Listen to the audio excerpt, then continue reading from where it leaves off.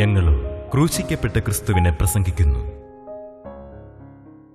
ദൈവ തിരുനാമത്തിന് മഹത്വം ഉണ്ടാകട്ടെ. 16-ാമത്തെ സംഘത്തിനെടുക്കാം. 16-ാം സംഘം 10-ാം വാക്യം നമുക്ക് വായിക്കാം. നീ എൻ്റെ പ്രാണനെ പാതാളത്തിൽ വിടുകയില്ല, നിൻ്റെ പരിശുദ്ധനെ ദ്രവത്വം കാണുവാൻ സമ്മതിക്കുകയില്ല. കർത്താവായ യേശുക്രിസ്തു ഉയർത്തെഴുന്നേറ്റ് ജീവിക്കുന്നു. യേശുക്രിസ്തു ഉയർത്തെഴുന്നേറ്റു. യേശുക്രിസ്തു ജീവിക്കുന്നു. യേശുക്രിസ്തു ദ്രവത്വം കണ്ടില്ല. യേശുക്രിസ്തുവിൻ്റെ ശരീരം ദ്രവിച്ചില്ല. യേശുക്രിസ്തു ദ്രവത്വം കണ്ടില്ല. യേശുക്രിസ്തു പാതാളത്തിലേക്ക് പോയത് വിടുവിക്കുവാനാണ്, പാതാളത്തിൽ കിടക്കുവാനല്ല. പാതാളത്തിൽ ബന്ധനസ്ഥനായി കിടക്കുന്നവരെ വിടുവിക്കുവാനാണ്. പാതാളത്തിൽ ബന്ധനസ്ഥനായി അനേകർ കിടക്കുന്നുണ്ടായിരുന്നു. അനേകർ, മനുഷ്യജാതി ഉണ്ടായ കാലം മുതൽ അനേകർ പാതാളത്തിൽ ബന്ധനസ്ഥനായി കിടക്കുകയായിരുന്നു. അവരുടെ ഇടയിലേക്ക് യേശു കടന്നു ചെന്നു. അവരോട് കർത്താവ് സുവിശേഷം അറിയിച്ചു. ദൈവത്തിന് സ്തോത്രം. പാതാളത്തിലേക്ക് കർത്താവ് കടന്നു ചെന്ന് കർത്താവ് ആദാമിനെ തട്ടി ഉണർത്തി. ആദാമേ, നീ നിൻ്റെ പാപത്തെ ഓർത്ത് നീ ഭയപ്പെടേണ്ട. നീ കുറ്റം ചെയ്തതിന് ഞാൻ അടികളേറ്റിട്ടുണ്ട്. നീ ഏതെങ്കിലും നിന്നതിന് ഞാൻ കയ്പുകാടി കുടിച്ചിട്ടുണ്ട്. ആദാമേ, നീ ഭയപ്പെടേണ്ട. ദൈവത്തിന് സ്തോത്രം. ദ്രവത്വം കാണുവാൻ സമ്മതിച്ചില്ല. കർത്താവ് ഉയർത്തെഴുന്നേറ്റ് ജീവിക്കുന്നു. നിങ്ങൾ എവിടെ പോയാലും കർത്താവിൻ്റെ കണ്ണ് നിങ്ങളെ കാണുന്നു. സൂര്യരശ്മി നാം എവിടെ ചെന്നാലും നമ്മുടെ മേൽ വീശുന്നത് പോലെ, നമ്മുടെ മേൽ പതിയുന്നത് പോലെ, നാം എവിടെ ചെന്നാലും കർത്താവിൻ്റെ കണ്ണ് നമ്മെ കാണുന്നു. കർത്താവ് സർവ്വവ്യാപിയാണ്. കർത്താവ് ഓമിനി പ്രസൻ്റാണ്. കർത്താവ് എല്ലായിടത്തും വ്യാപിക്കുന്നവനാണ്. സൂര്യപ്രകാശം എല്ലാ ഭാഗത്തും വ്യാപിക്കുന്നത് പോലെ നമ്മുടെ മേൽ കർത്താവിൻ്റെ ദയാദൃഷ്ടി പതിയുന്നു. ഇപ്പോൾ നിങ്ങൾ ഈ വാക്കുകളെ കേട്ടുകൊണ്ടിരിക്കുമ്പോൾ യേശുക്രിസ്തു നിങ്ങളുടെ അരികത്തുണ്ട് എന്ന് നിങ്ങൾ വിശ്വസിക്കൂ. കർത്താവിൻ്റെ വചനമാണ് നിങ്ങൾ കേൾക്കുന്നത്. വചനം കേൾക്കുമ്പോൾ അത് കർത്താവിൻ്റെ ശബ്ദമാണ്. കർത്താവിൻ്റെ ശബ്ദമുണ്ടെങ്കിൽ അവിടെ കർത്താവുണ്ട്. കർത്താവിൻ്റെ ശബ്ദമാണ് കേൾക്കുന്നത്. അതാണ് ദൈവിക വെളിപ്പാട്. ദൈവം നമുക്ക് വെളിപ്പെടുത്തുകയാണ്, തന്നെ വെളിപ്പെടുത്തുകയാണ്. അബ്രഹാമിന് വെളിപ്പെട്ട നിത്യനായ ദൈവം ഇന്ന് നമുക്ക് വെളിപ്പെടുകയാണ്. അബ്രഹാമേ അബ്രഹാമേ എന്ന് വിളിച്ച നിത്യനായ ദൈവം ഇന്ന് നമ്മെ പേർചൊല്ലി വിളിക്കുകയാണ്. യേശുക്രിസ്തു ജീവിക്കുന്നു. ദൈവത്തിന് സ്തോത്രം. എന്നേക്കും ജീവിക്കുന്ന ക്രിസ്തുവിന് മുമ്പിൽ ഒരു നാൾ നാം ചെന്ന് നിൽക്കേണ്ടി വരും. സത്യമാണ്. എല്ലാ നാവും അടയും, എല്ലാ മുഴങ്കാലും മടങ്ങും. സ്വർലോകരുടെയും ഭൂലോകരുടെയും അധോലോകരുടെയും മുഴങ്കാലൊക്കെയും അവൻ്റെ മുമ്പിൽ മടങ്ങും. ദൈവം ഇല്ല എന്ന് പറയുന്നവനും അവിടെ നിന്ന് മുട്ടുമടക്കേണ്ടി വരും. ദൈവത്തെ നിഷേധിക്കുന്നവനും അവിടെ നിന്ന് മുട്ടുമടക്കേണ്ടി വരും. സകലമായ മനുഷ്യരും അവിടെ മുട്ടുമടക്കേണ്ടി വരും. കാരണം എല്ലാവരും ഈ ഭൂമിയിൽ നിന്ന് മാറ്റപ്പെട്ട് ആത്മലോകത്തിലാണ്. ആ ആത്മലോകത്തിൽ അവിടെ ചെല്ലുമ്പോൾ എല്ലാം ഓർമ്മയിലുണ്ട്, എല്ലാം ഓർമ്മയിലുണ്ട്. ദൈവത്തിന് സ്തോത്രം. നാം ഈ ഭൂമിയിൽ ജീവിച്ച കാലത്ത് ചെയ്തു പോയ തെറ്റുകൾ നമ്മുടെ ഓർമ്മയിലേക്കും അത് വരും. അത് നമ്മെ കടിച്ചുകൊണ്ടിരിക്കും. പുഴു കടിക്കുന്നത് പോലെ കടിച്ചുകൊണ്ടിരിക്കും. അയ്യോ വേണ്ടായിരുന്നു, അയ്യോ വേണ്ടായിരുന്നു. പുഴു കടിക്കുന്നത് പോലെ കടിച്ചുകൊണ്ടിരിക്കും. വെറുതെ വഴക്കിടണ്ടായിരുന്നു, വെറുതെ അഹങ്കരിക്കണ്ടായിരുന്നു, വെറുതെ ഭിന്നത ഉണ്ടാക്കണ്ടായിരുന്നു, വെറുതെ മത്സരിക്കണ്ടായിരുന്നു. അയ്യോ കഷ്ടം. മരുമകളോട് ഇത്രയും ക്രൂരമായി പെരുമാറുണ്ടായിരുന്നു. അമ്മായിയമ്മയെ വേദനിപ്പിക്കണ്ടായിരുന്നു. ഭർത്താവിനെ അനുസരിച്ചോളാമായിരുന്നു. ഭാര്യയെ വേദനിപ്പിക്കാതെ ആ സാധുവിനെ മർദ്ദിക്കാതിരിക്കാമായിരുന്നു. അയ്യോ എന്ത് പറ്റി എനിക്ക്? അയ്യോ അവിടെ ചെല്ലുമ്പോൾ നമുക്ക് മനസ്സിലാകും, എൻ്റെ ജീവിതത്തിൽ വന്നുപോയി ഓരോ പാവവും ഓർമ്മയിലേക്ക് വരികയും എല്ലാം ഇങ്ങനെ കടിച്ചുകൊണ്ടിരിക്കുകയും ചെയ്യും. പുഴു കടിക്കുന്നത് പോലെ കടിച്ചുകൊണ്ടിരിക്കും. അതാണ് ചാകാത്ത പുഴു എന്ന് പറയുന്നത്. ചാകാത്ത പുഴു നമ്മുടെ കുറ്റബോധം നമ്മെ കടിച്ചുകൊണ്ടിരിക്കും. പക്ഷേ അപ്പോൾ കുറ്റബോധം വന്നാലും അനുഭവിക്കാൻ സാധിക്കുകയില്ല. കാരണം അനുഭവിക്കാനുള്ള അവസരം നഷ്ടപ്പെടുത്തി കളഞ്ഞു. അനുഭവിക്കാനുള്ളതായ സമയം നഷ്ടപ്പെടുത്തി കളഞ്ഞിരിക്കുന്നു. മരണത്തോടുകൂടി അനുഭവിക്കാനുള്ള സമയം നഷ്ടപ്പെട്ടു. അതുകൊണ്ട് ഈ ഭൂമിയിലെ ജീവിതം എന്ന് പറയുന്നത് വളരെ വിലപ്പെട്ടതാണ്. നാം ഓരോരുത്തരും ഈ ഭൂമിയിൽ ജീവിക്കുന്ന കാലം ഓരോരുത്തർക്കും വിലപ്പെട്ടതാണ്. ആ കാലത്ത് വേണം സ്വർഗത്തിന് വേണ്ടി ഒരുങ്ങാൻ, സ്വർഗീയ വാസത്തിന് വേണ്ടി ഒരുങ്ങാൻ, സ്വർഗീയ ജീവിതത്തിന് വേണ്ടി ഒരുങ്ങാൻ. ഈ ഭൂമിയിൽ ജീവിക്കുമ്പോൾ വേണം ആ ഒരുക്കം കിട്ടുവാൻ. സ്തോത്രം. പ്രിയപ്പെട്ടവരെ, അതിനുശേഷം ഒരുങ്ങാൻ സാധിക്കുകയില്ല. അതിനുശേഷം സ്വർഗീയ മണവറയിൽ പ്രവേശനം കിട്ടുകയില്ല. മരണത്തിന് ശേഷം കർത്താവിൻ്റെ മഹിമാവിൻ നീരാളം പുതയ്ക്കാൻ കിട്ടുകയില്ല. ഉത്സവവസ്ത്രം ധരിക്കാൻ കിട്ടുകയില്ല. കല്യാണ വസ്ത്രം ധരിക്കാൻ കിട്ടുകയില്ല. ദൈവത്തിന് സ്തോത്രം. പ്രിയപ്പെട്ടവരെ, യേശുക്രിസ്തുവിൻ്റെ നീതിയും വസ്ത്രം പുതച്ചുകൊണ്ട് വേണം ഈ ഭൂമിയിൽ നിന്ന് കടന്നു പോകാൻ. അതുകൊണ്ടാണ് വെളിപ്പാട് പുസ്തകം 14-ാം അധ്യായത്തിൻ്റെ 13-ാം വാക്യത്തിൽ പറയുന്നത്, എഴുതുക, ഇന്നു മുതൽ കർത്താവിൽ മരിക്കുന്ന മൃതന്മാർ ഭാഗ്യവാന്മാർ. എഴുതുക, ഇന്നു മുതൽ കർത്താവിൽ മരിക്കുന്ന മൃതന്മാർ ഭാഗ്യവാന്മാർ. അതെ, അവർ തങ്ങളുടെ പ്രയത്നങ്ങളിൽ നിന്ന് വിശ്രമിക്കേണ്ടതാകുന്നു. അവരുടെ പ്രവൃത്തി അവരെ പിന്തുടരുന്നു. പ്രവൃത്തി പിന്തുടരുകയാണ്. കർത്താവിൽ മരിക്കാനിടയാകണം. കർത്താവിൽ ജീവിച്ചാൽ മാത്രമേ കർത്താവിൽ മരിക്കാനിടയാകുകയുള്ളൂ. മരണം നിശ്ചയമാണല്ലോ, ഉറപ്പാണ്. എന്നാൽ കർത്താവിൽ മരിക്കുന്ന മൃതന്മാരാണ് ഭാഗ്യവാന്മാർ. എല്ലാവരും അല്ല. യേശുക്രിസ്തുവിൽ ജീവിക്കുന്നവർക്ക് യേശുക്രിസ്തുവിൽ മരിക്കാം. പ്രിയപ്പെട്ടവരെ, ഇതെല്ലാം ഒരു ദിവസം നാം അനുഭവിക്കാൻ പോവുകയാണ്. എന്നാണെന്ന് അറിഞ്ഞുകൂടന്നേ ഉള്ളൂ. ഞാൻ അങ്ങനെയാണ് ചിന്തിക്കുന്നത്. ചിലപ്പോൾ തൊട്ടടുത്തായിരിക്കാം, നാളെ പ്രഭാതത്തിന് മുമ്പായിരിക്കാം, ആർക്കറിയാം. നാളെ സന്ധ്യയ്ക്ക് മുമ്പാകാൻ പാടില്ലാകുകയില്ല. പ്രിയപ്പെട്ടവരെ, സംഭവിക്കാം, നമുക്കറിയാൻ പാടില്ല, എപ്പോഴാണെന്ന് അറിഞ്ഞുകൂടാ. അത് പ്രത്യേക കാരണമൊന്നും വേണ്ട. ഈ മൂക്കിലെ ശ്വാസം പോകാൻ കാരണമൊന്നും വേണ്ട. ദൈവത്തിന് സ്തോത്രം. 39 സങ്കീർത്തനക്കാരൻ പറയും, യഹോവേ എൻ്റെ അവസാനത്തെയും എൻ്റെ ആയുസ് എത്ര എന്നതിനെയും എന്നെ അറിയിക്കണമേ. 4-ാം വാക്യം, യഹോവേ എൻ്റെ അവസാനത്തെയും എൻ്റെ ആയുസ് എത്ര എന്നതിനെയും എന്നെ അറിയിക്കണമേ. ഞാൻ എത്ര ക്ഷണികരെന്ന് ഞാൻ അറിയുമാറാകട്ടെ. ഇതാ നീ എൻ്റെ നാളുകളെ 4 വിരൽ നീളമാക്കിയിരിക്കുന്നു. ഏത് മനുഷ്യനും ഉറച്ചു നിന്നാലും ഒരു ശ്വാസമത്രയാകുന്നു. മനുഷ്യരൊക്കെയും വെറും നിഴലായി നടക്കുന്നു നിശ്ചയം. അവൻ ധനം സമ്പാദിക്കുന്നു, ആരനുഭവിക്കുമെന്ന് അറിയുന്നില്ല. ധനം സമ്പാദിക്കുന്നുണ്ട്, ആരനുഭവിക്കും, ആർക്കറിയാം. നാം ഇന്ന് സ്വരൂപിച്ച് കൂട്ടുന്നുണ്ട്, നാം ഒരു പക്ഷേ വഴക്കടിച്ച് അതിന് മാറ്റുന്നുണ്ട്. എന്തിന്? ആരനുഭവിക്കുമെന്ന് അറിയുന്നില്ല. ദൈവത്തിന് സ്തോത്രം. എപ്പോഴാണ് ഞാൻ ഈ ഭൂമിയിൽ നിന്ന് പോകുന്നതെന്ന് ആരും അറിയുന്നില്ല. ദൈവവൈതലേ, നീ ഓർത്തുകൊള്ളുക, ഇപ്പോൾ ഇന്നു മുതൽ കർത്താവിൽ മരിക്കുന്ന മൃതന്മാർ ഭാഗ്യവാന്മാർ. ദൈവത്തിന് സ്തോത്രം. കർത്താവായ യേശുക്രിസ്തു ഉയർത്തെഴുന്നേറ്റ് ജീവിക്കുന്നു. യേശുക്രിസ്തു ഉയർത്തെഴുന്നേറ്റത് എന്തിനാണ്? യേശുക്രിസ്തു ഉയർത്തെഴുന്നേറ്റത് കരയുന്നവരുടെ കരച്ചിൽ മാറ്റാനാണ്. വായിക്കാം.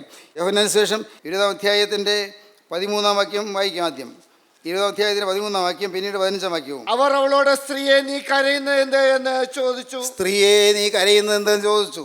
15-ാം വാക്യം, യേശു അവളോട്, സ്ത്രീയെ നീ കരയുന്നത് എന്ത്, ആരെ തിരയുന്നു എന്ന് ചോദിച്ചു. നീ കരയുന്നതെന്ത്? ഇന്ന് മനുഷ്യർ കരയുന്നവരാണ്, കരഞ്ഞുകൊണ്ടിരിക്കുന്നവരാണ്. പുറമേ കരച്ചിലില്ലാത്തപ്പോഴും അകം കരയുകയാണ്, ഉള്ളു കരയുന്നു. ഉള്ളിൽ സന്തോഷമില്ല, ഉള്ളിൽ സംതൃപ്തിയില്ല, ഉള്ളിൽ നിരാശയാണ്, ഉള്ളിൽ തീ കത്തുകയാണ്, ഉള്ളു വിങ്ങുകയാണ്, ഉള്ളിങ്ങനെ എരിവരിക്കൊള്ളുകയാണ്, ഉള്ളു സമാധാനമില്ലാതെ അഴലുകയാണ്, ഉള്ളം പുകഞ്ഞുകൊണ്ടിരിക്കുകയാണല്ലേ. ഇന്ന് എല്ലാവരുടെയും ഹൃദയം അങ്ങനെ തന്നെയാണ്. ഞാൻ ചിന്തിച്ചു നോക്കി, എവിടെയുണ്ട് സമാധാനം, എവിടെയുണ്ട് സ്വസ്ഥത, എവിടെയുണ്ട് സ്വൈര്യം? പ്രിയപ്പെട്ടവർ, ഒന്നല്ലെങ്കിൽ ഒന്ന് എല്ലാവരും ഈ അസ്വസ്ഥതയുടെ ലോകത്ത് കഴിയുകയാണ്. അസ്വസ്ഥത, അസമാധാനം, എവിടെയും പുകച്ചിൽ, ഒരാശങ്കയാണ്. നാളെ എന്ത്? ഒരു ഭയപ്പാടാണ്. പല പ്രശ്നങ്ങളിങ്ങനെ തുറച്ചു നോക്കുന്നു, എങ്ങനെ ഇതിനെ നേരിടും? പല പ്രശ്നങ്ങൾ. എൻ്റെ കർത്താവേ, ഞാനിതിനെ എങ്ങനെ ഫേസ് ചെയ്യും? നിർവാഹമില്ല.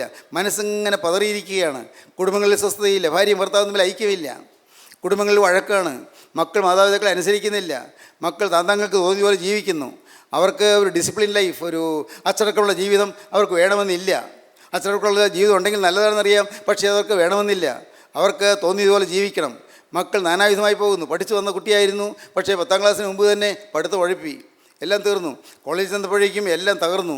പിന്നെ ഡിഗ്രിക്ക് പഠിച്ചപ്പോൾ ക്ലാസ്സിൽ കയറാതായി. തന്നെയല്ല, ഇപ്പോൾ അവൻ നാട് നന്നാക്കാൻ നടക്കുകയാണ്. എന്താണത്? നാട് നന്നാക്കാൻ കൊടി പിടിച്ചുകൊണ്ട് നടക്കുകയാണ്. സമരം.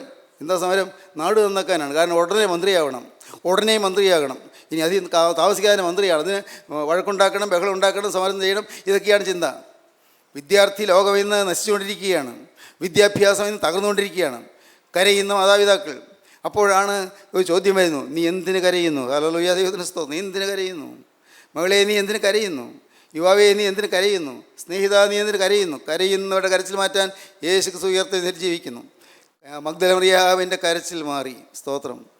ഏങ്ങലടിച്ചുകൊണ്ടാണ് കല്ലറയിൽ നിന്നത്. ഏങ്ങലടിച്ചുകൊണ്ട് നിന്ന മഗ്ദല മറിയാമിന് അപ്പോൾ അവളുടെ ഉള്ളത്തിൽ സമാധാനമായി. സാക്ഷാൽ രക്ഷകനെ കിട്ടി.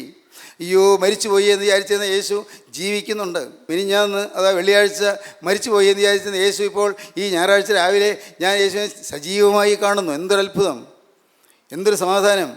യേശു മരിച്ചുപോയി എന്നാണ് വിചാരിച്ചത്. ശരിയാണ്, മരിച്ചതാണ്. കല്ലറയിൽ വെക്കുന്നത് ഞാൻ കണ്ടതല്ലേ. കല്ലറയിൽ വെച്ചതാണ്, ഡെഡ് ബോഡി കല്ലറയിൽ വെച്ചതാണ്. പക്ഷേ ഇപ്പോഴെന്ത്? ഇപ്പോൾ ആ യേശു ഉയർത്തെഴുന്നേറ്റ് ജീവിക്കുന്നു. ദിവ്യശോഭയോടെ, തേജോമയനായി, ആകാര സൗഷ്ഠവത്തോടെ, സൗമ്യനായി, സ്നേഹം തുളുമ്പുന്ന മുഖത്തോടെ, പുഞ്ചിരി പൊഴിയുന്ന വദനത്തോടെ യേശു നിൽക്കുകയാണ്. സ്ത്രീയെ, നീ കരയുന്നത്? എൻ്റെ സ്നേഹിതരെ, ഇന്ന് നിങ്ങൾ കേട്ടുകൊണ്ടിരിക്കുമ്പോൾ നിങ്ങൾ കാര്യം ചെയ്യണം. എൻ്റെ കർത്താവേ, എൻ്റെ കരച്ചിൽ നീ ഒന്ന് മാറ്റണമേ. എൻ്റെ ഉള്ളത്തിൻ്റെ കരച്ചിൽ ഒന്ന് മാറ്റണമേ. എൻ്റെ അകം കരയുന്നു, പുറമേ ചിരിക്കുമ്പോഴും അകം കരയുന്നു. എൻ്റെ കുടുംബത്തെ അസ്വസ്ഥത നീ ഒന്ന് മാറ്റി തരണമേ. കുടുംബത്തിലെ സ്വൈരക്കേടൊന്ന് മാറ്റി തരണമേ. കർത്താവേ, ഒന്നും ശരിയായിട്ട് ഉറങ്ങാൻ പറ്റുന്നില്ലല്ലോ, സമാധാനത്തിൽ ഉറങ്ങാൻ പറ്റുന്നില്ലല്ലോ. എൻ്റെ പഠിത്തം മുടങ്ങിപ്പോയല്ലോ. കർത്താവേ, എനിക്ക് നല്ല കാലം ഇല്ലേ? ഒരു നല്ല കാലം തരികയില്ലേ? ചോദിക്കണം നിങ്ങൾ. കർത്താവിനോട് ചോദിക്കുന്നത്, നല്ല കാലം തരികയില്ലേ? എനിക്ക് ശുഭഭാവി തരികയില്ലേ? ശോഭനമായൊരു കാലം എനിക്ക് തരികയില്ലേ? നിങ്ങൾ ചോദിക്കൂ, നിങ്ങൾ ചോദിച്ചു വാങ്ങൂ. സ്ത്രീയെ, നീ കരയുന്നത് എന്ന് നൂറ്റാണ്ടുകൾക്ക് മുൻപ് അരിമത്യക്കാരൻ യോസേപ്പിൻ്റെ കല്ലറയുടെ മുഖത്ത് നിന്നുകൊണ്ട് ചോദിച്ചവൻ ഇന്ന് നിങ്ങളോട് ചോദിക്കുകയാണ്, അരികത്തേക്ക് വന്നുകൊണ്ട് ചോദിക്കുകയാണ്, മകനെ നീ എന്തിനു കരയുന്നു? കരയണ്ട എന്നാണ് പറയുന്നത്. നീ ഭാരപ്പെടേണ്ട എന്നാണ് പറയുന്നത്. നിൻ്റെ ഭാരം യഹോവയുടെ മേൽ വെച്ചുകൊള്ളുക, അവൻ നിന്നെ പുലർത്തും. നീതിമാൻ കുലുങ്ങിപ്പോകുവാൻ അവനൊരു നാളും സമ്മതിക്കുകയില്ല. ഹല്ലേലൂയ, ദൈവത്തിന് സ്തോത്രം. നീതിമാൻ കുലുങ്ങിപ്പോകുവാൻ അവനൊരു നാളും സമ്മതിക്കുകയില്ല. എല്ലാം ഏൽപ്പിച്ചു കൊടുക്കൂ. എല്ലാ ഭാരവും, എല്ലാ ആകുലവും, എല്ലാ ആവലാതിയും, എല്ലാ സങ്കടങ്ങളും എല്ലാം ഏൽപ്പിച്ചു കൊടുക്കൂ. എല്ലാം അവൻ നിങ്ങൾക്കായി കരുതുന്നതാകയാൽ നിങ്ങളുടെ സകല ചിന്താകുലവും അവൻ്റെ മേൽ ഇട്ടുകൊള്ളുവീൻ. സ്തോത്രം. അങ്ങോട്ട് ഏൽപ്പിച്ചു കൊടുക്കാം. ചുമട് നീ ചുമന്ന് വലയണ്ട. കുഞ്ഞെ, നീ ചുമട് ചുമന്ന് വലഞ്ഞവനല്ലേ? മോളെ, നീ ഒരുപിടി ചുമട് ചുമന്നവളല്ലേ? കഷ്ടപ്പാടിൻ്റെ ചുമടുകൾ, ദുരിതത്തിൻ്റെ ചുമടുകൾ, യാതനയുടെ ചുമടുകൾ, രോഗത്തിൻ്റെ ചുമടുകൾ, ഈ ബേർഡൻസ് എല്ലാം ചുമന്ന് നീ വലഞ്ഞവളല്ലേ എന്ന് കർത്താവ് പറയുന്നു. ഇനി നീ തന്നെത്താൻ ചുമട് ചുമക്കണ്ട. നീ സ്വതന്ത്രമായി എൻ്റെ കൂടെ നടന്നാൽ മതി. നിൻ്റെ ചുമട് ഞാൻ ഇതാ ഏറ്റെടുത്തുകൊള്ളാം. ഹല്ലേലൂയ, ദൈവത്തിന് സ്തോത്രം. നിൻ്റെ ചുമട് ഞാൻ ഏറ്റെടുത്തുകൊള്ളാം. നിൻ്റെ നുകം ഞാൻ ഏറ്റെടുത്തുകൊള്ളാം. നിൻ്റെ അടിമത്ത് ഞാൻ ഏറ്റെടുത്തുകൊള്ളാം. കുഞ്ഞെ, നീയും ഭാരപ്പെട്ട് ഞരങ്ങേണ്ട. സ്തോത്രം. ഒന്നാമത്, കരച്ചിൽ മാറ്റാൻ യേശു ക്രിസ്തു ഉയർത്തെഴുന്നേറ്റ് ജീവിക്കുന്നു. രണ്ടാമത്, 20-ാം അധ്യായം 19-ാം വാക്യം. ആഴ്ചവട്ടത്തിന്റെ 1-ാം നാൾ ആയ ദിവസം നേരം വൈകിയപ്പോൾ ശിഷ്യന്മാർ ഇരുന്ന സ്ഥലത്ത് യഹൂദന്മാരെ പേടിച്ച് വാതിലടച്ചിരിക്കെ യേശു വന്ന് നടുവിൽ നിന്നുകൊണ്ട്, നിങ്ങൾക്ക് സമാധാനമെന്ന് അവരോട് പേടിച്ചിരിക്കുകയായിരുന്നു. അപ്പോസ്തലന്മാർ അവർ പേടിച്ചിരിക്കുകയായിരുന്നു. ഒരു 11 പേര് വിറച്ചുകൊണ്ടിരിക്കുകയാണ്. യൂദാസ്കറിയോത്ത പോയി കഴിഞ്ഞല്ലോ. നാഥനെ വധിച്ച യെരൂശലേമിലാണ് നാം ജീവിക്കുന്നത്. തീർച്ചയായും നമ്മെ വിടുകയില്ല. നാം ഇതാ മരിക്കാനിരിക്കാൻ മതി. അവരുടെ ഉള്ളിൽ ഞടുക്കം, വലിയ നടുക്കമാണ്. ആ സംഭവങ്ങളുടെ ഓർമ്മയിലേക്ക് വരികയാണ്. കർത്താവിനെ പിടികൂടിയത്, കർത്താവിനെ കൊണ്ടുപോയത്, പീലാത്തോസിന് മുമ്പിൽ നിർത്തിയത്, പിന്നെ ഹേരോദാവിന് മുമ്പിൽ കൊണ്ടുപോയത്, പിന്നെ അന്നാവിൻ്റെ മുമ്പിൽ കൊണ്ടുപോയത്, പിന്നെ കയ്യഫാവിന് മുമ്പിൽ കൊണ്ടുപോയത്, പിന്നെയും പീലാത്തോസിന് മുമ്പിൽ കൊണ്ടുവന്നത്. അങ്ങനെ വിസ്താരങ്ങളെല്ലാം അവരുടെ മനസ്സിലേക്ക് വരികയാണ്. എല്ലാം ഓരോന്ന് സ്വപ്നം കാണുന്നത് പോലെ അവർ അതെല്ലാം കണ്ടുകൊണ്ടിരുന്നതൊക്കെ ഓർമ്മയുണ്ട്. എന്നാൽ ഇപ്പോഴിതാ ആ യേശുവിനെ ക്രൂശിച്ചവർ കണ്ടു. കഷ്ടം, സമാധാനമില്ല, ഉള്ളിൽ സ്വസ്ഥതയില്ല. അപ്പോഴാണ് യേശു വന്ന് നടുവിൽ നിന്നു. വാതിലടച്ചിരിക്കുകയാണ്, ജനലടച്ചിരിക്കുകയാണ്, കടക്കാൻ പഴുതുമില്ല. പക്ഷേ കർത്താവായ യേശു ക്രിസ്തു അവരുടെ നടുവിൽ നിന്നു. സ്നേഹിതരെ, നിങ്ങൾക്ക് വിശ്വസിക്കാമോ? ചില തടസ്സങ്ങളുണ്ട് നിൻ്റെ ജീവിതത്തിൽ യേശു വരാൻ. വാതിലടച്ചിരിക്കുകയാണ്, ജനലടച്ചിരിക്കുകയാണ്. യേശുവിന് കടന്നു വരാൻ ചില തടസ്സങ്ങളുണ്ട്. പക്ഷേ യേശു ദിവ്യ തേജസ്സാണ്. ദിവ്യ തേജസ്സിൻ്റെ അത്ഭുത വ്യക്തിയാണ്. കർത്താവിന് എവിടെയും കടന്നു വരാം. കർത്താവ് പരിഭ്രാന്തരായിരിക്കുന്നവരുടെ നടുവിലേക്ക് കടന്നു വന്നു. ഭ്രമിച്ചിരിക്കുന്നവരുടെ നടുവിലേക്ക് കടന്നു വന്നു. ദുഃഖിതരായിരിക്കുന്നവരുടെ നടുവിലേക്ക് കടന്നു വന്നു. സ്വസ്ഥതയില്ലാതെ വലയുന്നവരുടെ അടുക്കലേക്ക് കടന്നു വന്നു. അവരെല്ലാവരും അമ്പരപ്പോടെ ഇങ്ങനെ ഇരിക്കുകയാണ്. മിണ്ടാട്ടമില്ലാതിരിക്കുകയാണ്. ഒന്നും മിണ്ടുന്നില്ല. ദുഃഖം തളം കെട്ടിയ ഹൃദയത്തോടെ അവരിങ്ങനെ ഇരിക്കുമ്പോഴാണ് യേശു വന്ന് നടുവിൽ നിന്നത്. അവരത്ഭുതപ്പെട്ടു. ആരാണിത്? അത്ഭുതം. 3 ദിവസം മുൻപ് അവിടെ ആ കാൽവറി മലയുടെ മുകളിൽ കുരിശിൽ തൂങ്ങിയ അതേ യേശു തന്നെയല്ലേ ഈ നിൽക്കുന്നത്? നമ്മുടെ കൂടെ 3.5 കൊല്ലം നടന്ന അതേ യേശു അല്ലേ ഈ നിൽക്കുന്നത്? ദൈവത്തിന് സ്തോത്രം. അവരത്ഭുതപ്പെട്ടു. അവർ വിറയലോടെ നിന്നു. അപ്പോൾ പറഞ്ഞു, നിങ്ങൾക്ക് സമാധാനം. ഹല്ലേലൂയ, നിങ്ങൾക്ക് സമാധാനം. എൻ്റെ പ്രിയപ്പെട്ടവരെ, പരിഭ്രാന്തരായിരിക്കുന്നവരാരെല്ലാം ഉണ്ട്? നാളെ ഓർത്ത് ആകുലപ്പെട്ടിരിക്കുന്നവരാരെല്ലാം ഉണ്ട്? പരിഭ്രമിച്ച് വേദനപ്പെട്ടിരിക്കുന്നവരാരെല്ലാം ഉണ്ട്? നിങ്ങളോട് ഞാൻ ചോദിക്കട്ടെ. അവനിത് അടുക്കലേക്ക് വന്നിട്ടുണ്ട്. അവൻ കരമുയർത്തുന്നു. നിങ്ങൾക്ക് സമാധാനം. എൻ്റെ കർത്താവേ, പോകുന്നതിന് മുമ്പ് കർത്താവ് പറഞ്ഞായിരുന്നു, സമാധാനം ഞാൻ നിങ്ങൾക്ക് തന്നേച്ച് പോകുന്നു. എൻ്റെ സമാധാനം ഞാൻ നിങ്ങൾക്ക് തരുന്നു. ലോകം തരുന്നത് പോലെയല്ല ഞാൻ നിങ്ങൾക്ക് തരുന്നത്. കർത്താവ് ആ സമാധാനം ഒന്ന് കൊടുത്തത് എന്തിനാണെന്നറിയാമോ? കർത്താവ് ക്രൂശിലേക്ക് പോകുമ്പോൾ അവർ പരിഭ്രമിക്കാതിരിക്കാൻ വേണ്ടിയാണ്. പക്ഷേ എന്നാലും അവർ പരിഭ്രമിച്ചു പോയി, അവർ ഭയപ്പെട്ടു പോയി, അവർ വെപ്രാളപ്പെട്ടു പോയി. ഇപ്പോഴാണ് കർത്താവ് പറയുന്നത്, നിങ്ങൾക്ക് സമാധാനം. ശിഷ്യന്മാർ ആ സ്നേഹത്തിൻ്റെ വാക്കുകളുടെ മുന്നിൽ തലകുനിച്ചു. സമാധാനത്തിൻ്റെ ശബ്ദത്തിന് മുന്നിൽ തലകുനിച്ചു. ഓ എൻ്റെ ദൈവമേ, ദൈവത്തിന് സ്തോത്രം. എൻ്റെ കർത്താവേ, ഇന്ന് ഈ വാക്കുകൾ കേൾക്കുന്ന എൻ്റെ ബഹുമാന്യ സഹോദരീ സഹോദരന്മാർ, ഈ യേശുവിൻ്റെ സമാധാനം അനുഭവിക്കുമോ? നിങ്ങളുടെ അരികത്ത് യേശു വന്നിട്ടുണ്ട്. സ്തോത്രം. ആ സമാധാനം അനുഭവിച്ചുകൊണ്ടാണ് ഞാനിവിടെ നിൽക്കുന്നത്. യേശുവിൻ്റെ സമാധാനത്തിൻ്റെ മാധുര്യം ആസ്വദിച്ചുകൊണ്ടാണ് ഞാൻ നിൽക്കുന്നത്. എനിക്ക് സ്വന്തമായിട്ട് വേറൊന്നുമില്ല. സ്വന്തമായിട്ടുള്ളത് യേശുവും യേശുവിൻ്റെ സമാധാനവും, സ്വന്തമായിട്ടുള്ളത് യേശുവും യേശുവിൻ്റെ രാജ്യവും, സ്വന്തമായിട്ടുള്ളത് യേശുവും യേശുവിൻ്റെ മക്കളും. ഹല്ലേലൂയ, ദൈവത്തിന് സ്തോത്രം. ദൈവത്തിൻ്റെ വലിയ നാമം മഹത്വപ്പെടട്ടെ. സ്നേഹിതരെ, നിങ്ങൾ വിശ്വസിക്കൂ. നിങ്ങളുടെ അരികിലേക്ക് വന്ന യേശു പറയുന്നു, നിങ്ങൾക്ക് സമാധാനം. ഹല്ലേലൂയ, ദൈവത്തിന് സ്തോത്രം. പിന്നെ എന്തിനാണ് കർത്താവായ യേശു ക്രിസ്തു വന്നത്? നമുക്ക് നോക്കാം. ദൈവത്തിന് സ്തോത്രം. യേശു പിന്നെയും അവരോട്, നിങ്ങൾക്ക് സമാധാനം, പിതാവിനെ അയച്ചതുപോലെ ഞാനും നിങ്ങളെ അയക്കുന്നു എന്ന് പറഞ്ഞു. ഇങ്ങനെ പറഞ്ഞ ശേഷം അവൻ അവരുടെ മേൽ ഊതി അവരോട്, പരിശുദ്ധാത്മാവിനെ കൈക്കൊള്ളുവീൻ. അവരുടെ മേൽ ഊതി പരിശുദ്ധാത്മാവിനെ കൈക്കൊള്ളുവീൻ എന്ന് പറഞ്ഞു. ആത്മാവിനെ സ്വീകരിപ്പീൻ, പരിശുദ്ധാത്മാവിനെ കൈക്കൊള്ളുവീൻ. ആശ്വാസം അവിടെ മാത്രമേ ഉള്ളൂ. പരിശുദ്ധാത്മാവ് വന്നാൽ എല്ലാ കെട്ടുകളും പൊട്ടും. മോളെ, നിനക്ക് ഉറക്കമില്ലാതിരിക്കുകയല്ലേ? പല പീഡകൾ നിൻ്റെ മനസ്സിനെ അലട്ടിക്കൊണ്ടിരിക്കുകയല്ലേ? മോനെ, നിനക്ക് സ്വസ്ഥതയില്ലാതിരിക്കുകയല്ലേ? നാളെ ഓർക്കുമ്പോൾ നിനക്കൊരു വ്യാകുലം വരുന്നില്ലേ? ആദി വ്യാധികൾ നിന്നെ വലയം ചെയ്യുന്നില്ലേ? എന്നാൽ യേശു ക്രിസ്തു പറയുന്നു, സ്തോത്രം, പരിശുദ്ധാത്മാവിനെ കൈക്കൊള്ളു. യേശു അവരുടെ മേൽ ഊതി. എന്തുകൊണ്ട് നിങ്ങൾക്കിപ്പോൾ പ്രാർത്ഥിച്ചുകൂടാ? കർത്താവേ, നൂറ്റാണ്ടുകൾക്ക് മുൻപ് തൻ്റെ പ്രിയപ്പെട്ട ശിഷ്യന്മാരുടെ മേൽ ഊതിയ രക്ഷക, ഇന്ന് എൻ്റെ മേൽ നീ ഒന്ന് ഊതണമേ. നിങ്ങൾക്ക് പറഞ്ഞുകൂടെ? നിങ്ങൾക്ക് ചോദിച്ചുകൂടെ? നിങ്ങൾക്ക് യാചിച്ചുകൂടെ? നിങ്ങൾക്ക് അപേക്ഷിച്ചുകൂടെ? യേശു വരുമല്ലോ, യേശു ഊതുമല്ലോ, യേശു ആത്മാവിനെ പകരുമല്ലോ. ദൈവത്തിന് സ്തോത്രം. ദുരാത്മാക്കളെ ഓടിച്ചു കളയുമല്ലോ, സകല ദുഷ്ടപിശാചുകളെ ഓടിച്ചു കളയുമല്ലോ. അസൂയയുടെ പിശാച്, അനർത്ഥത്തിൻ്റെ പിശാച്, ആപത്തിൻ്റെ പിശാച്, അത്യാഹിതത്തിൻ്റെ പിശാച്, അപകടത്തിൻ്റെ പിശാച്, എൻ്റെ ദൈവമേ അനാഥ പലതരത്തിലുള്ളതായ രോഗങ്ങളുടെ പിശാചുക്കളെല്ലാം മാറിപ്പോകുമല്ലോ. യേശു ഊതുമ്പോൾ, പരിശുദ്ധാത്മാവ് വരുമ്പോൾ സാത്താന്യ സേനകൾ വിഭ്രമിച്ചോടും. ദൈവത്തിന് സ്തോത്രം. യേശു ഊതുമ്പോൾ ദുഷ്ടപിശാചുക്കൾ മാറിപ്പോകും. ദൈവത്തിന് സ്തോത്രം. യേശു ഊതുമ്പോൾ പൈശാചിക ശക്തികൾ വിറകൊള്ളും. ഹല്ലേലൂയ. യേശു ഊതുമ്പോൾ പരിശുദ്ധാത്മാവ് നിങ്ങളുടെ മേൽ വരും. ഇന്ന് ഇത് കേട്ടുകൊണ്ടിരിക്കുമ്പോൾ തന്നെ പരിശുദ്ധാത്മാവ് നിങ്ങളുടെ മേൽ ഊതുകയാണ്. പരിശുദ്ധാത്മാവ് നിങ്ങളുടെ മേൽ വസിക്കുകയാണ്, നിങ്ങളുടെ മേൽ ആവസിക്കുകയാണ്. പരിശുദ്ധാത്മാവ് നിങ്ങളുടെ മേൽ വന്ന് ആവസിക്കുമ്പോൾ നിങ്ങളിൽ നിന്ന് ദുരാത്മഭീതികളെല്ലാം അകന്നകന്നു പോകും. ഹല്ലേലൂയ. ദൈവത്തിന് സ്തോത്രം. രോഗങ്ങൾ പോലും മാറും, ശരീരത്തിൽ രോഗങ്ങൾ മാറും. സ്തോത്രം. ദൈവത്തിന് സ്തോത്രം. എൻ്റെ കർത്താവേ, ദൈവം ജീവിക്കുന്നു. പിന്നെ എന്തിനാണ് കർത്താവായ യേശു ക്രിസ്തു വന്നത്? നമുക്ക് നോക്കാം. ദൈവത്തിന് സ്തോത്രം. 24 വാക്യം മുതൽ വായിക്കാം. എന്നാൽ യേശു വന്നപ്പോൾ 12 ഒരുവനായ ദിദിമോസ് എന്ന തോമസ് അവരോടുകൂടെ ഉണ്ടായിരുന്നില്ല. മറ്റേ ശിഷ്യന്മാർ അവനോട്, ഞങ്ങൾ കർത്താവിനെ കണ്ടു എന്ന് പറഞ്ഞാറ്. ഞാൻ അവൻ്റെ കൈകളിൽ ആണിപ്പഴുത് കാണുകയും ആണിപ്പഴുതിൽ വിരലിടുകയും അവൻ്റെ വിലാപ്പുറത്ത് കൈയിടുകയും ചെയ്തിട്ടല്ലാതെ വിശ്വസിക്കുകയില്ല എന്ന് അവൻ അവരോട് പറഞ്ഞു. ദൈവത്തിന് സ്തോത്രം. ഈ കൂട്ടായ്മയിൽ ഒരിക്കലും ആബ്സെൻ്റ് ആകരുത്. ആത്മാവിൻ്റെ കൂട്ടായ്മയിൽ എന്നും നിങ്ങൾ പങ്കെടുക്കണം. കാരണം എപ്പോഴാണ് അത്ഭുതം നടക്കുന്നത് ആർക്കറിയാം? അന്ന് യേശു വന്നപ്പോൾ തോമസ് അവിടെ ഉണ്ടായിരുന്നില്ല. എന്തുകൊണ്ടാണ് ഇല്ലാത്തത് നമുക്ക് അറിഞ്ഞുകൂടാ. സംശയിച്ച് മാറിയതാണോ നമുക്ക് അറിഞ്ഞുകൂടാ. എന്തോ നിരാശപ്പെട്ട് മാറിയതാണോ ആയിരിക്കാം. യേശു മരിച്ചു പോയല്ലോ, ക്രൂശിക്കപ്പെട്ടല്ലോ, സങ്കടമുണ്ടായിരിക്കാം. അന്ന് കൂട്ടായ്മയിൽ തോമസ് ലീഗ ആബ്സെൻ്റ് ആയിരുന്നു. അപ്പോൾ വായിക്കുന്നതിനെയാണ്, യേശു വന്നപ്പോൾ 12 ഒരുവരായ ദിദിമോസ് എന്ന തോമസ് അവരോടുണ്ടായിരുന്നില്ല. മറ്റേ ശിഷ്യന്മാർ അവനോട്, ഞങ്ങൾ കർത്താവിനെ കണ്ടു. സ്തോത്രം. അവർക്കിത് കണ്ടപ്പോൾ ഉണ്ടായ സന്തോഷം കൊണ്ട് തോമസിനെ പോയി കണ്ടു. തോമസിനോട് പറഞ്ഞു, അയ്യോ നീ വരാഞ്ഞ് നഷ്ടമായിപ്പോയി. അയ്യോ നീ വന്നിരുന്നെങ്കിൽ എന്തൊക്കെയായിരുന്നു നടന്നത്? യേശു ഞങ്ങളുടെ മേൽ ഊതി, ഞങ്ങൾക്ക് സമാധാനം തന്നു, ഞങ്ങളുടെ ഉള്ളം പ്രസന്നമായി, ഞങ്ങളുടെ ദുഃഖം മാറിപ്പോയി. യേശു ജീവിക്കുന്നുണ്ട്, യേശു ഉയർത്തെഴുന്നേറ്റ് ജീവിക്കുന്നുണ്ട്. 3 ദിവസം മുമ്പ് ക്രൂശുമേൽ കിടന്ന് പിടഞ്ഞവൻ, എല്ലാം പൂർത്തീകരിച്ച് ക്രൂശുമേൽ കിടന്ന് പിടഞ്ഞവൻ, തല ചായ്ച്ച് പിതാവിൻ്റെ കയ്യിലേക്ക് ആത്മാവിനെ ഏൽപ്പിച്ച് കൊടുത്തവൻ ഇന്നും ഉയർത്തെഴുന്നേറ്റ് ജീവിക്കുന്നുണ്ട്. സത്യം, ഞങ്ങൾ നേരിട്ട് കണ്ടു, ഞങ്ങൾക്ക് യേശുവിനെ കണ്ടു എന്ന് പറഞ്ഞാറേ, ഞാൻ അവൻ്റെ കൈകളിൽ ആണിപ്പഴുത് കാണുകയും ആണിപ്പഴുതിൽ വിരലിടുകയും അവൻ്റെ വിലാപ്പുറത്ത് കൈയിടുകയും ചെയ്തിട്ടല്ലാതെ വിശ്വസിക്കുകയില്ല എന്നവൻ പറഞ്ഞു. ഞാൻ നേരിട്ട് കാണാതെ ഞാൻ വിശ്വസിക്കുകയില്ല.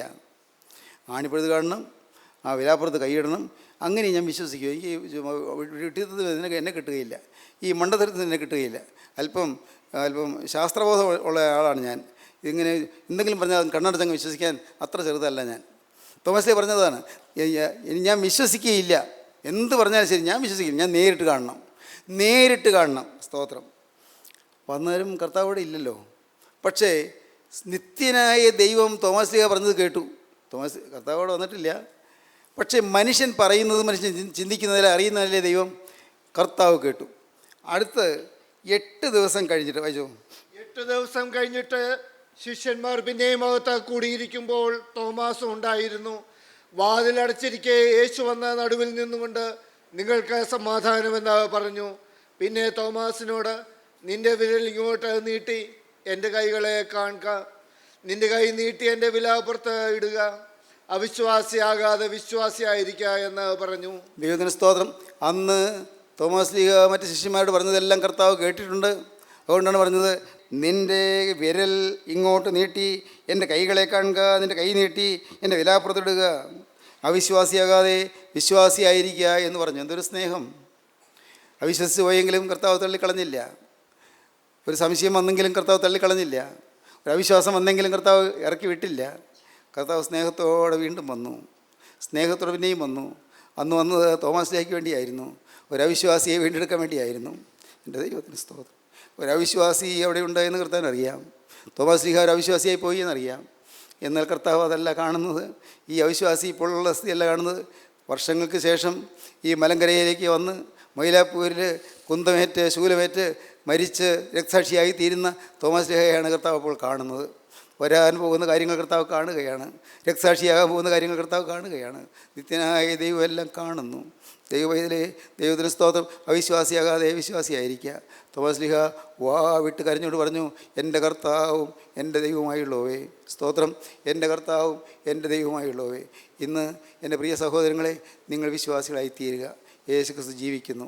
ഉയർത്തെഴുന്നേറ്റ് ജീവിക്കുന്ന പിന്നാലെ ഈ ക്രിസ്തുവിൻ്റെ പിന്നാലെയാണ് നാം പോകുന്നത്. ഉയർത്തെഴുന്നേറ്റ് ജീവിക്കുന്ന ക്രിസ്തുവിൻ്റെ പിന്നാലെയാണ് നാം പോകുന്നത്. നാം വേറെ ഒരു സാധാരണ മനുഷ്യൻ്റെ പിന്നാലെയല്ല പോകുന്നത്, ഒരു സാധാരണ കൂട്ടായ്മയുടെ പിന്നാലെയല്ല പോകുന്നത്. ദൈവത്തിന് സ്തോത്രം. ക്രിസ്ത്യൻ റിവൈവൽ ഫെലോഷിപ്പിൻ്റെ പിന്നാലെയുമല്ല പോകുന്നത്. സത്യം ഞാൻ നല്ലപോലെ അറിയുന്നു. ഞാൻ പോകുന്നത് ഗോകുൽത്തായിൽ എനിക്ക് വേണ്ടി മരിച്ച കർത്താവായ യേശുവിൻ്റെ പിന്നാലെയാണ്. സ്തോത്രം. ഞാൻ മനുഷ്യരെ നോക്കുന്നില്ല, മനുഷ്യരെ കാണുന്നില്ല. മനുഷ്യരോ എല്ലാവരും ബലഹീനർ. ഓരോ തരത്തിലുള്ളതായ ബലഹീനതകളോ അവിശ്വാസങ്ങളൊക്കെ ഉണ്ട്. അതെല്ലാം കർത്താവ് നോക്കട്ടെ. എന്നാൽ ഒന്ന് മാത്രം എനിക്കറിയാം, എന്നെ പൂർത്തീകരണത്തിലേക്ക് നയിക്കാൻ ശക്തനായ യേശുവിന് പിന്നാലെ ഞാൻ പോകുന്നു. എന്നെ പൂർത്തീകരണത്തിലേക്ക് നയിക്കാൻ ശക്തനായ യേശുവിൻ്റെ പിറകെ ഞാൻ പോകുന്നു. യേശു എന്നെ നയിക്കും. അവൻ വിളിച്ചിറക്കിയവനാണ്, വഴിയിലിട്ടിട്ട് പോവുകയില്ല. അവൻ ഗോകുൽത്തായ കുരിശിൽ മരിച്ചവനാണ്, പക്ഷേ ഉയർത്തെഴുന്നേറ്റ് ജീവിക്കുന്നവനാണ്. ദൈവത്തിന് സ്തോത്രം. ഗലീല കടലിൽ മീൻ പിടിച്ചുകൊണ്ടിരുന്ന പത്രോസിനെ വിളിച്ചവനാണ്. അവൻ അദ്യത്തോളം പത്രോസിനോട് ഇരിക്കുമെന്ന് വാക്ക് പറഞ്ഞാണ് വിളിച്ചത്. ദൈവത്തിന് സ്തോത്രം. ആ ഒരു ഉറപ്പ് പത്രോസിനുണ്ട്. പ്രിയപ്പെട്ടവരെ, ഇന്ന് ഇത് കേട്ടുകൊണ്ടിരിക്കുമ്പോൾ നിങ്ങൾക്ക് വേണ്ടത് ഈ ഉറപ്പാണ്. നിങ്ങൾ വിളിച്ചവൻ വിശ്വസ്തനാകുന്നു, നിങ്ങൾ വിളിച്ചിറക്കിയവൻ വിശ്വസ്തനാകുന്നു. ഇന്ന് നിങ്ങളെ അവൻ പേർ ചൊല്ലി വിളിക്കുകയാണ്.